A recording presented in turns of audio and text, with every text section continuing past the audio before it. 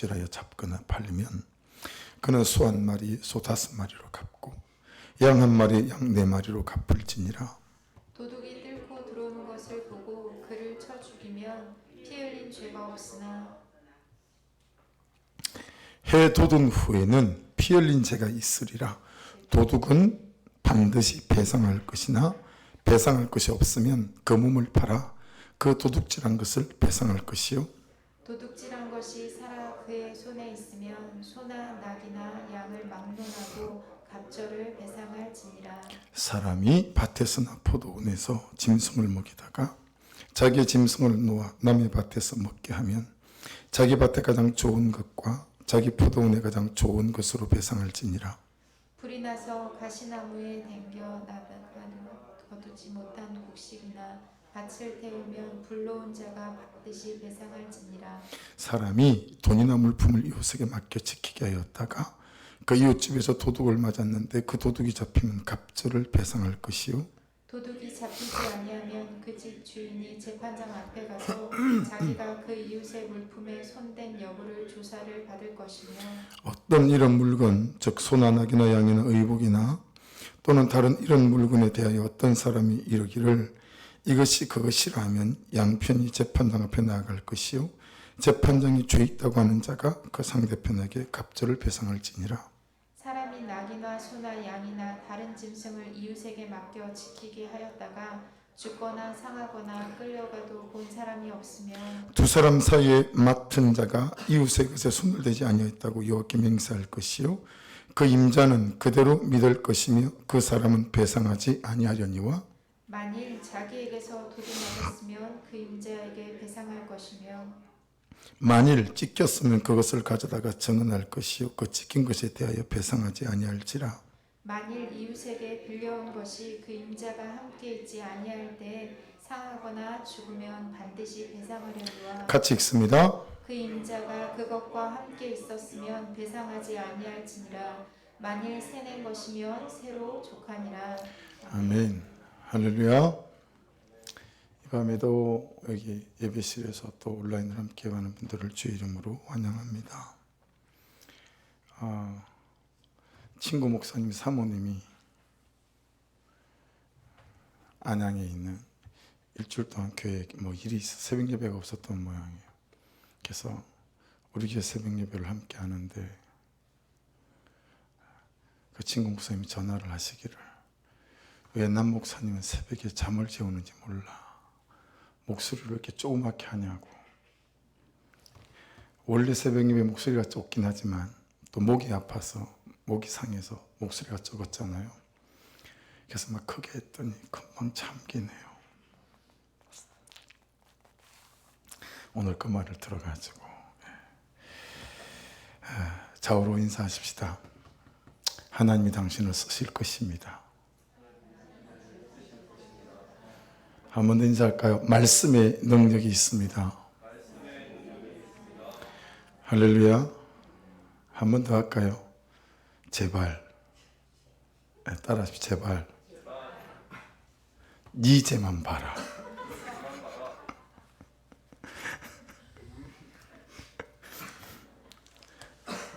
이 큐티하는 교회가 되니까 자꾸 성도들이 목사님만 보려고 그래요.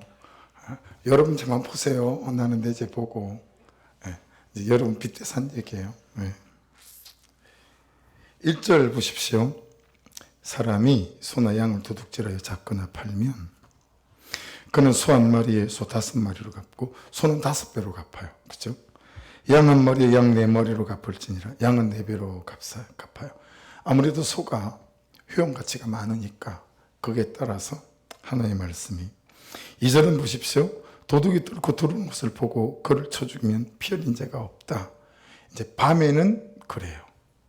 밤에는. 근데 3절 보세요. 해 돋은 후에는 피 흘린 죄가 있으리라. 이걸 보면 여러분 하나님은 사람에 대한 충분한 이해가 있고 우리의 처지에 대한 충분한 공감을 가지고 계시는 분이시다라는 걸 알 수 있어요. 그래서 낮에는 왜 피 흘린 죄가 있을까요? 우리가 충분히 생각해보고 묵상해 볼 수 있잖아요. 여러분 낮에는요 뚫고 들어오게 하는 사람도 책임이 있다라는 것을 알 수 있습니다. 낮이잖아요. 다 보이고. 그렇죠? 네. 성경은 항상 내가 해야 할 것에 대한 책임을 묻습니다. 말씀하십니다. 해야 할 것을 하지 않으면서 신앙이라는 이름으로 요행을 바라는 것은 믿음이 아닙니다. 그래서 여러분 항상 믿음과 신앙생활 말씀 속에 있지만 저와 여러분이 해야 될 것에 대해서 어김이 없기를 주의 이름으로 축복합니다. 도둑은 반드시 배상할 것이나 배상할 것이 없으면 그 몸을 팔아 그 도둑질한 것을 배상해야 된답니다. 또 4절에 도둑질한 것이 살아 그의 손에 있으면, 자, 도둑질했는데요, 소가 살아 있는 거예요. 그러면 소나 낙이나 양을 막 나누고 갑절만 배상하면 돼요. 예, 말씀이 얼마나 굉장히 그게 있죠. 만일에 소를 잡아먹고 했으면 5배로 갚아야 되지만 소가 살아있으면 2배만 갚으면 된다라고 하는 거예요. 소는 그대로 주인한테 돌려주면 되는 거니까 그 도둑질한 죄에 대한 것만 이제 말씀하는 거죠. 그래서 여러분 말씀해 보시면 항상 제가 자주 말씀드리지만 반복되는 단어들은 되게 중요합니다. 도둑질이 보면 1절, 2절, 3절, 4절, 7절, 8절 6번 나와요. 그럼 도둑질은 무엇과 연결되어 있죠? 우리가 20장에서 봤죠? 8계명과 연결이 되어져 있습니다. 그렇죠? 8계명과. 근데 이제 여기서부터 우리가 싱크해야 돼요. 묵상해야 돼요. 도둑질은 여러 형태가 있습니다. 남의 물건을 훔치는 것만 도둑질이 아니에요. 성경적으로 보면. 남의 물건을 훔치는 것도 도둑질이지만 노동력을 제공하기로 하고 월급이나 일당을 받으면서 그에 합당한 성실함과 정직함으로 회사에서 직장에서 노동력을 제공하지 않는다면 그것 또한 도둑질의 범주에 속하는 것입니다. 이것은 역할에도 적용이 됩니다. 우리는 각자의 삶에서 각자 역할이 있어요. 그렇죠? 아빠의 역할, 엄마의 역할, 남편의 역할, 아내의 역할, 그리고 직장에서는 또 직장, 또 부모의 역할, 자녀의 역할도 있고요. 대한민국 국민의 역할도 있죠. 소망의 공동체, 우리 교회의 또 성도로서의 역할도 있습니다. 목자이든 부목자이든 목원이든 교사 선생님이든 찬양팀이든 방송실 사역이든 안내이든 뭐 다 각자의 역할들이 있죠. 이런 삶의 자리, 이런 사역의 자리에서 여러분은 어떠세요? 하나님이 맡기신 자리에서 맡기신 대로 감당을 잘 하십니까? 여러분, 교사다 뭐다 이런 게 없어도요, 하나님께서 은사를 따라 중보기도의 역할을 맡긴 분들이 있죠. 그건 본인이 잘 아세요. 사람들을 돌아보는 또 그런 역할을 또 주신 분들도 있고, 또 음식에 대한 것들도 있을 수 있죠.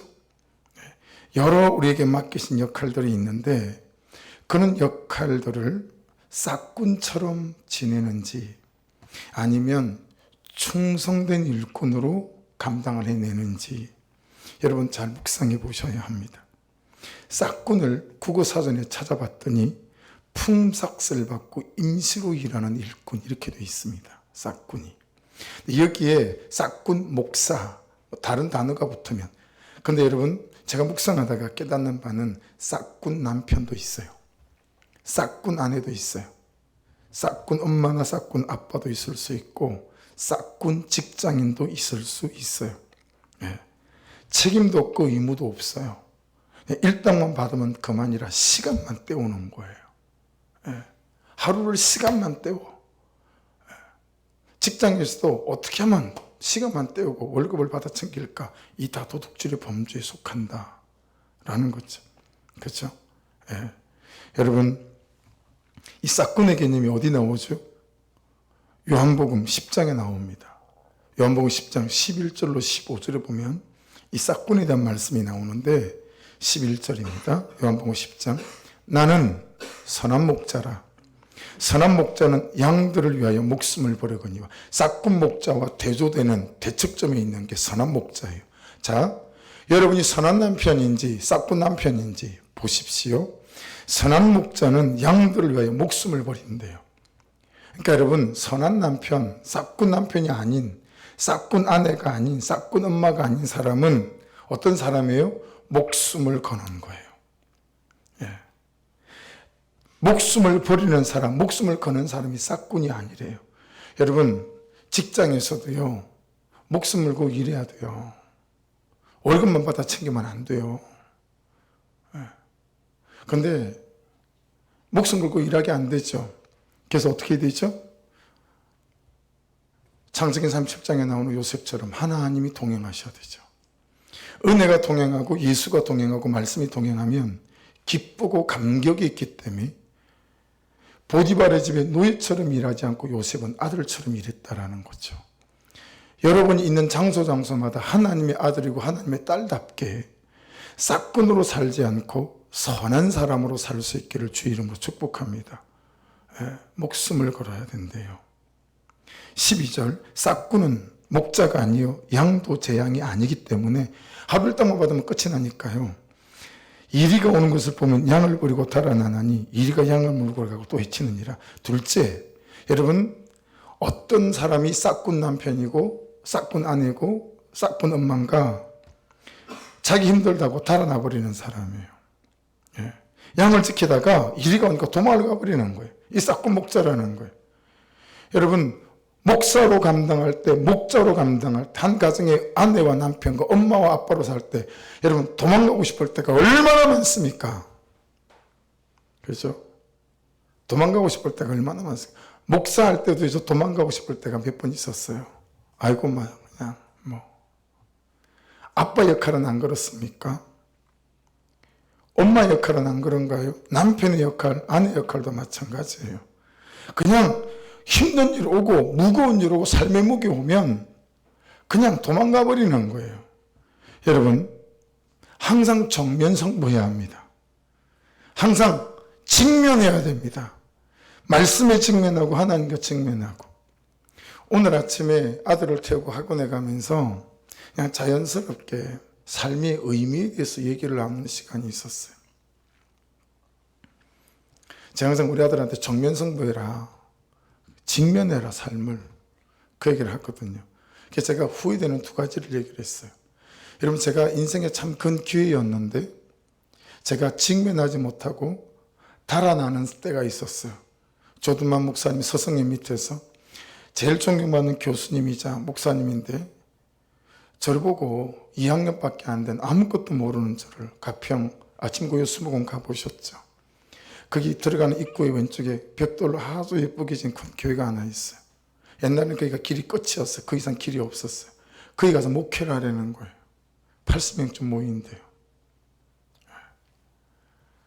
가는데 4시간 반이 걸려요.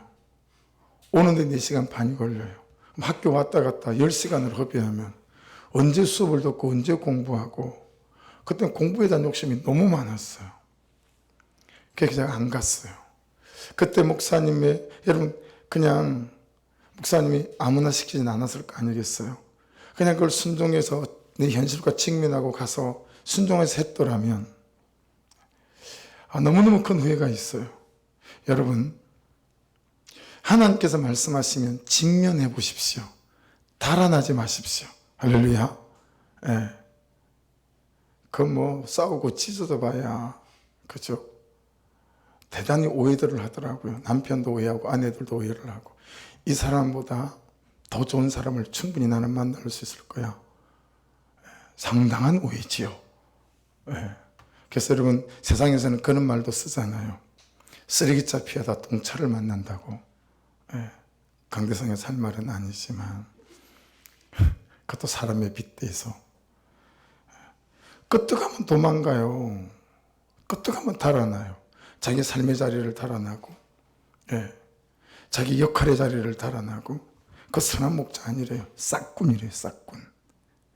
14절에는 보면 달아나는 것은 그가 싹군인 까닭에 양을 돌보지 아니함이니, 돌보는 사람 아닌 사람, 싹군이라는 거죠. 여러분, 자기 삶도 돌봐야 하지만 다른 사람도 삶에 돌보라고 우리에게 모두 역할을 주신 줄로 믿습니다. 그러면서 이렇게 말씀을 마무리하세요. 나는 선한 목자라. 나는 내 양을 알고 양도 나를 아는 것이 아버지께서 나를 아시고 내가 아버지를 아는 것 같으니 그렇게 말씀하십니다. 그래서 나는 양을 위하여 목숨을 버리노라. 결정적으로 목숨을 거는 사람이다. 이게 싹군이 아니라는 거예요. 그러면 여러분의 삶에도 저의 삶에도 우리의 주어진 시간과 처지에도 마음을 다하고 뜻을 다하여 잘 살아내는 은혜가 있기를 주의 이름으로 축복합니다. 여러분의 역할에서 도둑질하는 도둑이 되지 않기를 주의 이름으로 축복합니다. 할렐루야. 네. 그래서 마태복음 7장 23절로 21절 23절에 이렇게 말씀하세요. 나더러 주여 주여 하는 자마다 다 천국에 들어갈 것이 아니요 다만 하늘에 계신 내 아버지의 뜻대로 행하는 자라야 들어가리라. 내 아버지의 뜻대로 행하는 자리야. 도망가고 이런 사람 아니라는 거죠.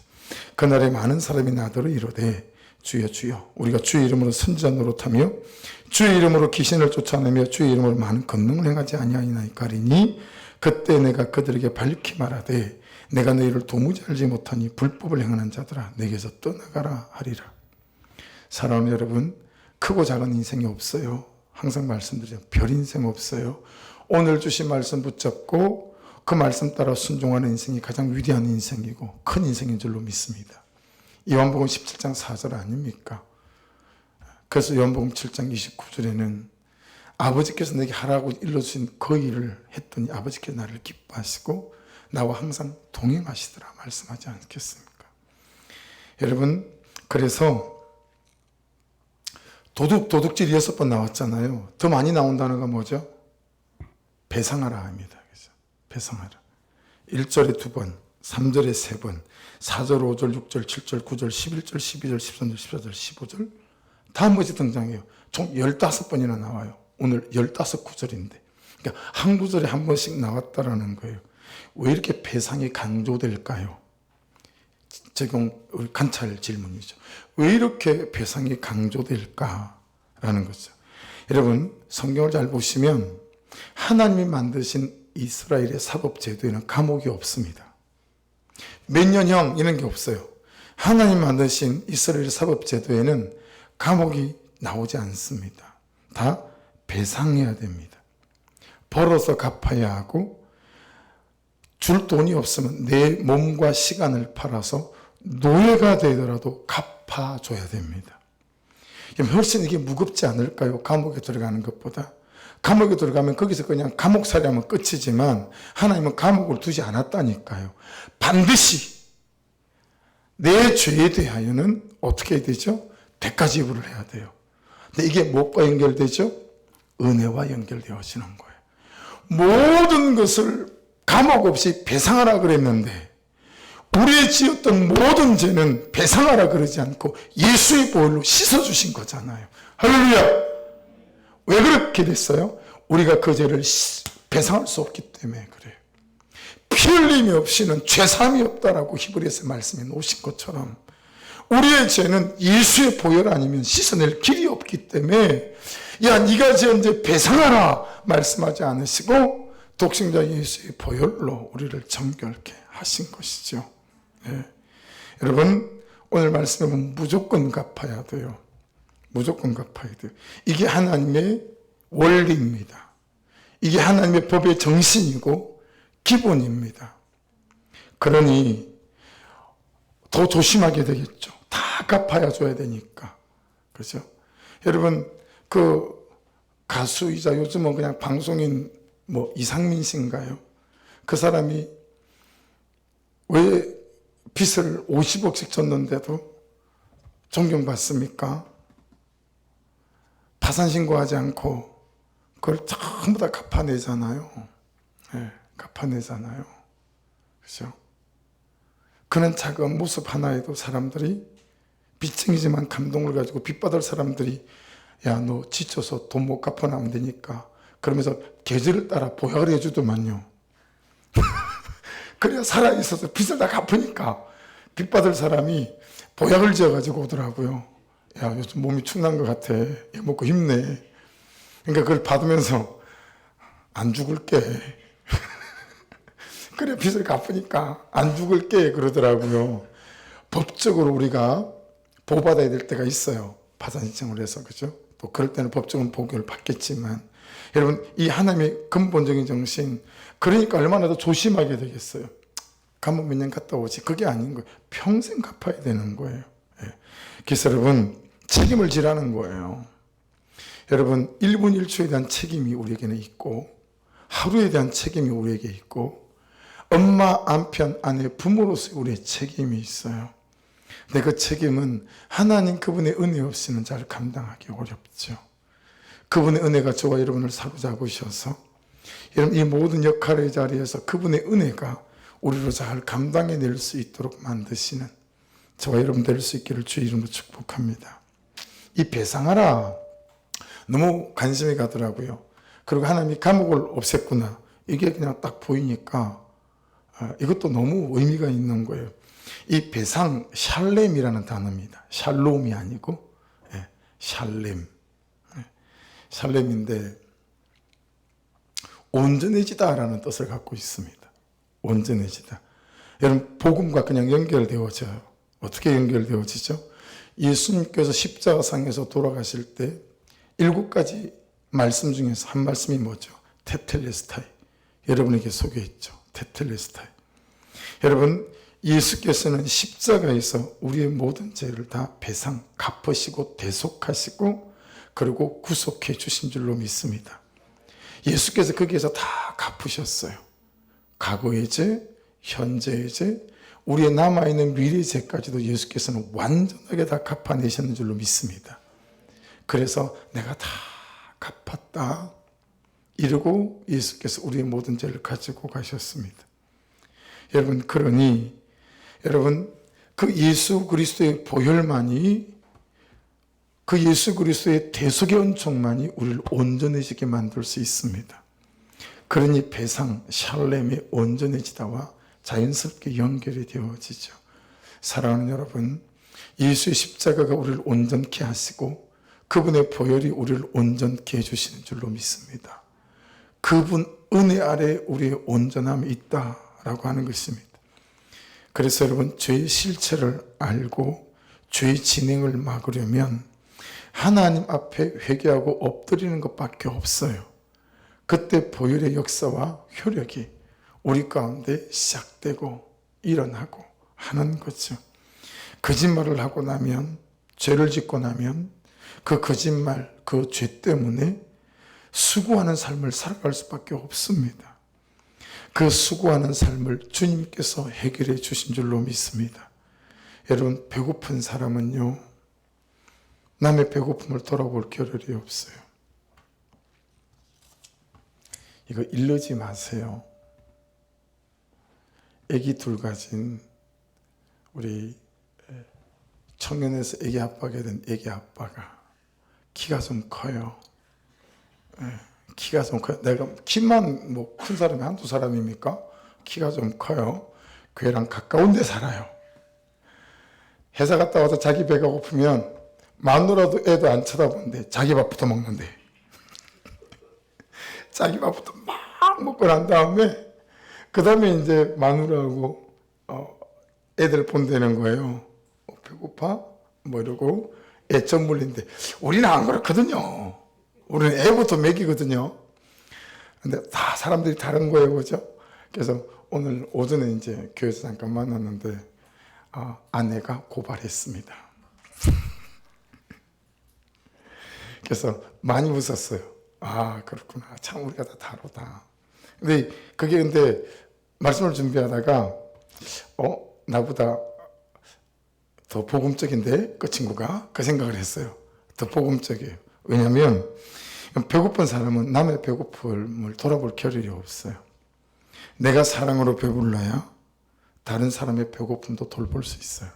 그러니 이웃을 내 몸같이 사랑하려면 내 맡기신 역할 안에서 내가 싹군으로 살지 않고 선한 목자로 살아갈 수 있으려면 여러분 나에 대한 내 몸에 대한 하나님의 사랑을 뼈저리게 느껴야 합니다. 하나님 나를 이만큼 사랑하시는 거예요. 그래서 김용희 선교사님의 어떤 설교보다도 항상 생생하게 살아있는 그분의 설교 중에 한 가지는 이처럼이라는 단어예요. 요한복음 3장 16절을 설교하시면서 이처럼 이처럼 하나님이 여러분을 사랑하십니다. 아, 그 대목에서 회개치 않을수록 하나님이 이처럼 나를 사랑하시는구나. 그러면서 로마서 5장 8절, 9절, 11절 말씀하시잖아요. 네, 내가 죄인 되었을 때에 내 사는 모습 보고 우리는 다 판단하잖아요. 그렇죠? 야, 저만 하면. 근데 그럴 때 말고 내가 죄인 되었을 때 예수께서 날 위해 죽으신 거 아니겠어요? 그렇잖아요? 이처럼 나를 사랑한다.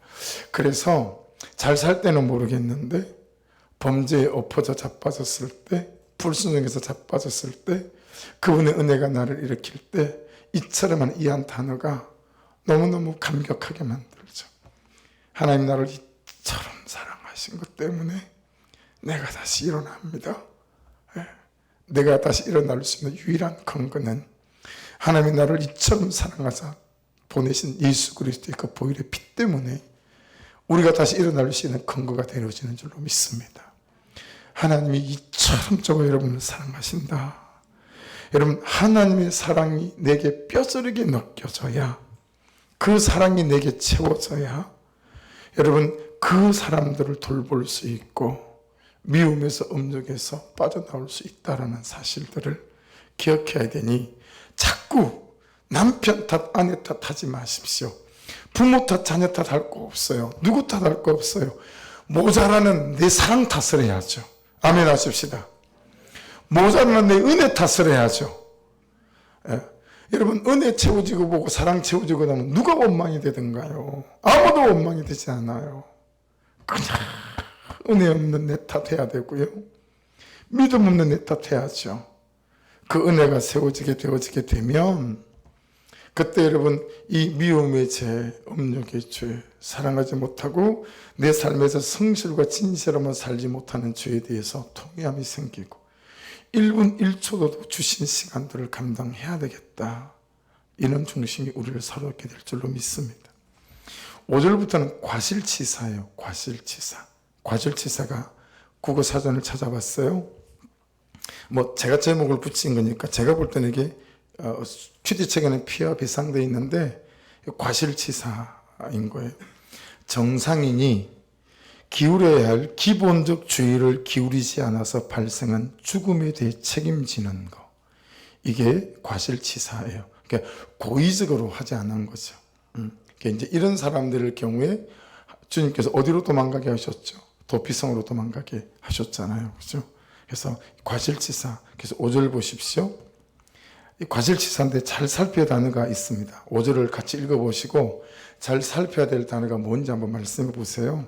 사람이 밭에서나 포도원에서 짐승을 먹이다가 자기 짐승을 놓아 남의 밭에서 먹게 하면 자기 밭에 가장 좋은 것과 자기 포도원에 가장 좋은 것으로 배상할지니라.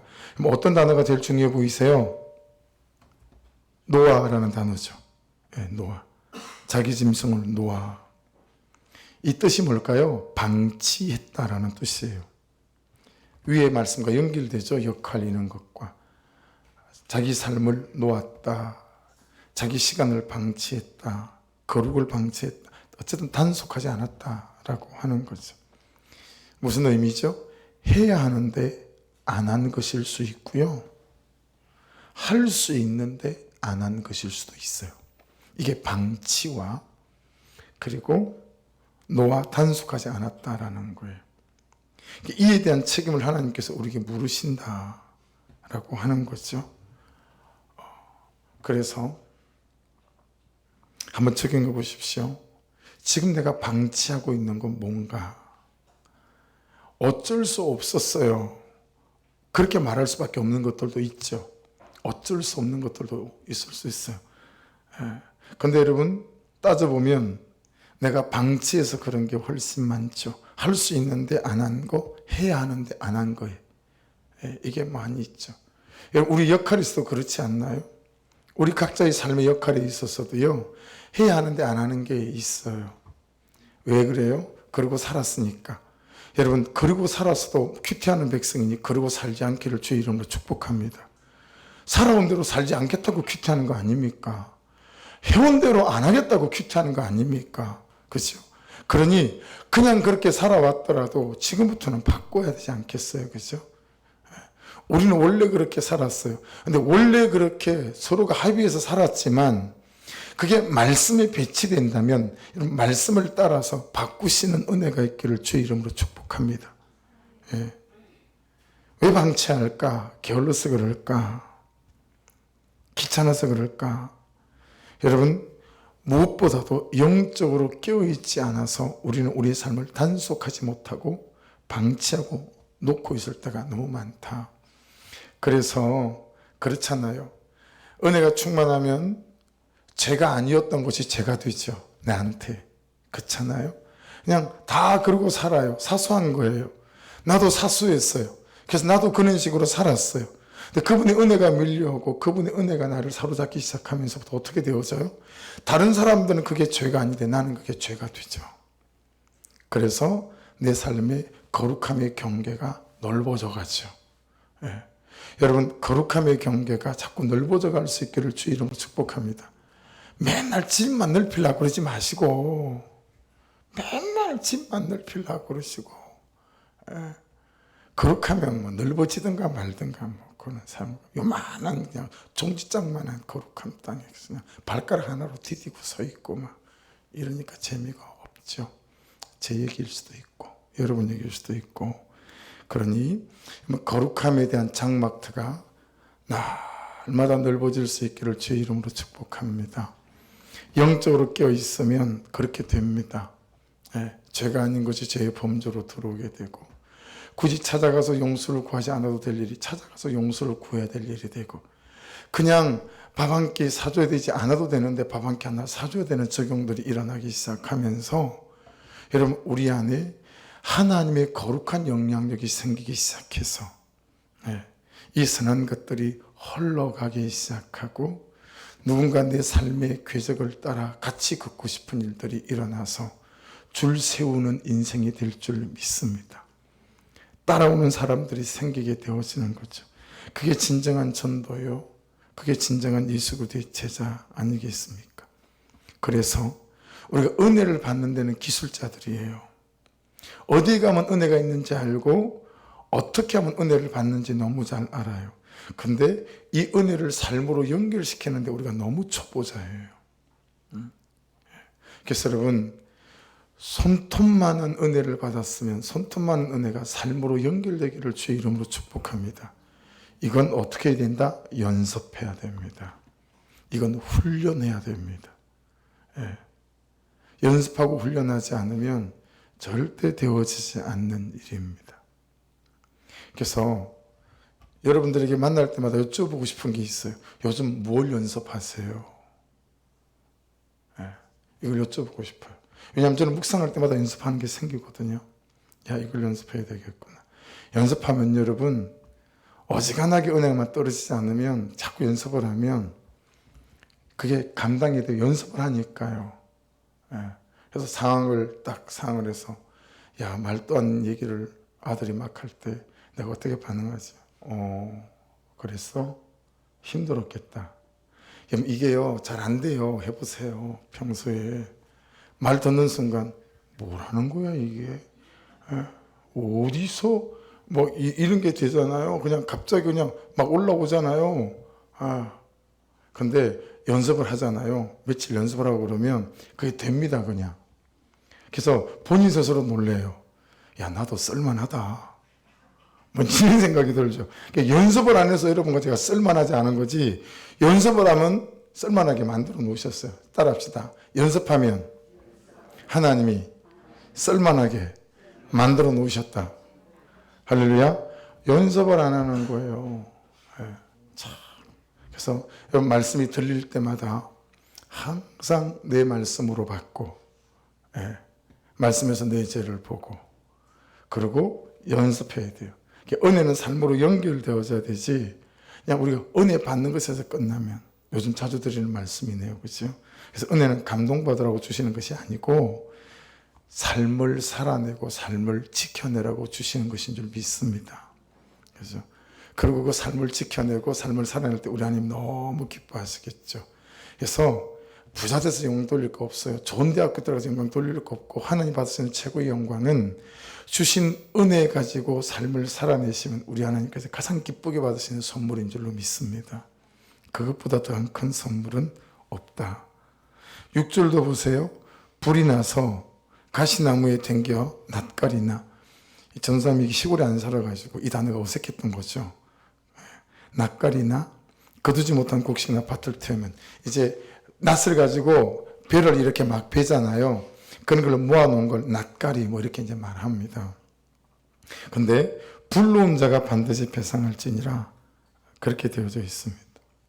그리고 10절 11절로 넘어가 볼게요. 10절 사람이 낙이나 소나 양이나 다른 짐승을 이웃에게 맡겨 지키게 하였다가 죽거나 상하거나 끌려가도 본 사람이 없으면, 자, 소나 양을 이웃에게 맡겼는데요, 죽어버렸어요.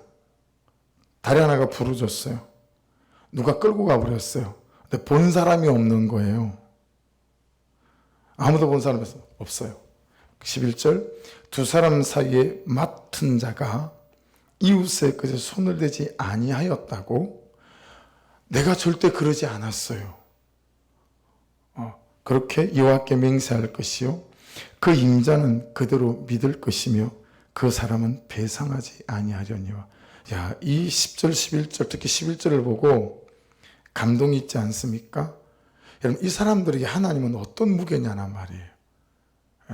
분명히 맡겼으니까 맡긴 사람은 얼마나 맡아준 사람한테서 화가 나겠어요. 그런데 이 맡아준 사람이 내가 절대 손대지 않았거든요.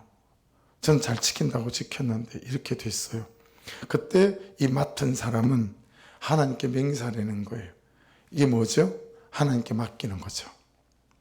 여러분, 본질적으로 저와 여러분이 하나님께 맡기는 인생이 될 수 있기를 주 이름으로 축복합니다.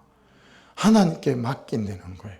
하나님께 맹세하라는 이유가 그거예요. 하나님께 맡긴다. 그러면 또 맡긴 사람은, 임자는 그대로 믿을 것이며 그 사람은 배상하지 아니하느니라. 여러분, 이 사람들은 정말 하나님 앞에서 사는 사람이에요. 그렇죠? 예. 하나님 보시기에. 예. 여러분 한번 적용해 보셔야 돼요. 나에게 하나님은 어떤 무게인가? 라는 거예요. 나에게 하나님은 어떤 무게인가? 우리 가정에 하나님은 어떤 무게로 존재하시는가? 라는 거죠. 우리 소망의 교회 공동체에, 여러분의 목장에 하나님은 어떤 무게인가? 라는 거예요. 하나님은 어떤 무게인가?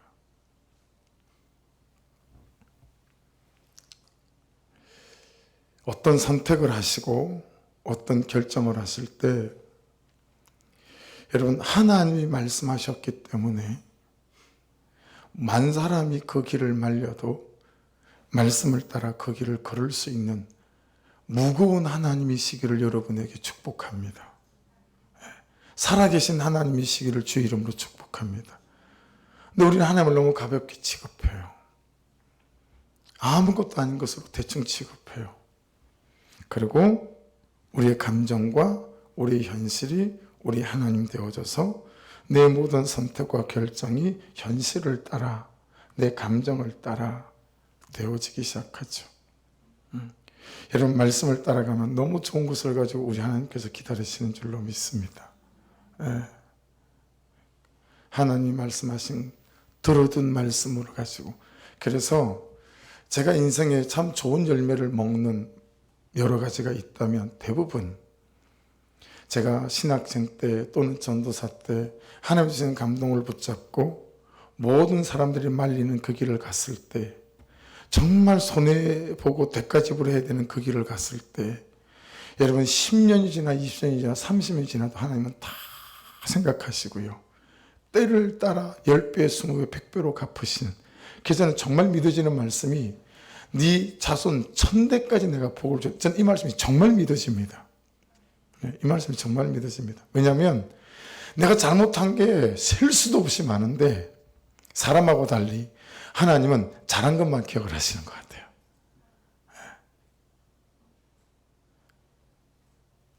좋으신 하나님이죠. 좋으신 하나님.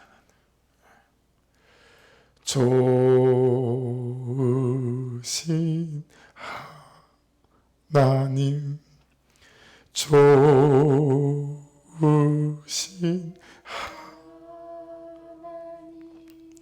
참 좋으신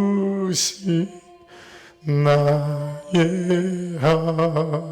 하나, 좋으신 하나님 같이 창들어 볼까요? 좋으신 하나님, 좋으신 하나님, 참 좋으신 나의 하나님.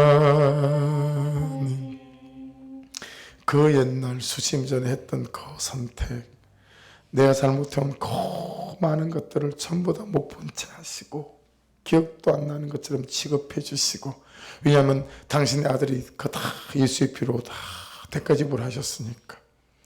예수라는 안경을 통해서 나를 보니까 예수 하나님 눈에는 내 잘못한 건 안 보이고 내가 잘한 것만 보이는 거예요. 그때 한번 순종한 그걸 10년 이상 하나님이 우려먹으면서 나를 축복하시는 걸 보면서 참 좋으신 하나님이다 고백하지 않을 수 없는 거죠. 여러분에게 하나님이 무게가 있기를 주의 이름으로 축복합니다. 그게 하나님을 경외하는 것 아닙니까? 여러분, 하나님을 경외하면 하나님은 하나도 놓치지 않으시고 여러분의 인생의 때를 따라 여러분이 하나님을 생각한 것에 100배를 더하여 여러분의 인생을 생각하시는 역사가 나타날 줄로 믿습니다.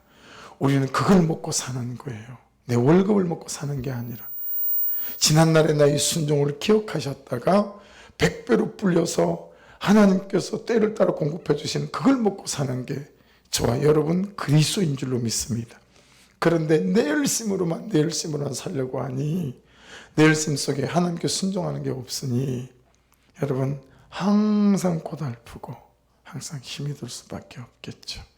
아무쪼록 오늘 이 말씀이 또 하루 저와 여러분을 살게 만드는, 내일 하루를 견디게 만들고 버티게 만드는 참 생명 같은 말씀이 되게 해 주셔서 오늘 말씀처럼 하나님 앞에서 잘 사시고 무엇보다도 영적으로 깨어있게 해달라고 기도하시고 이처럼 사랑하시는 그분의 은혜를 놓지 마시고 우리가 맡기신 모든 삶의 위치와 자리와 역할에 있어서 생명 걸고 잘 감당하시고 끄떡하면 그냥 일 때문에 도망가지 않는 그 은혜를 부어달라고 이 밤에 같이 기도하면 좋겠습니다. 같이 기도하겠습니다. 찬송 드리고 내게 허락하신 시련을 통해 이 찬양 드리고